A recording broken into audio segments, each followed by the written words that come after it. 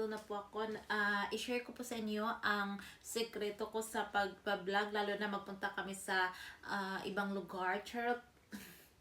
So, eto na. Ito ang dinadala ko. Handy lang siya. Ito lang, ganyan. Handy lang siya. Ang tawag nito ay tripod. Face tracking 360 rotation. So, ilagay dito. Love, wait. One moment, love, please. Can I borrow your phone? Yeah. So, example, ito ang phone. Ilagay dito siya. Yan, ganyan. Ilagay dito.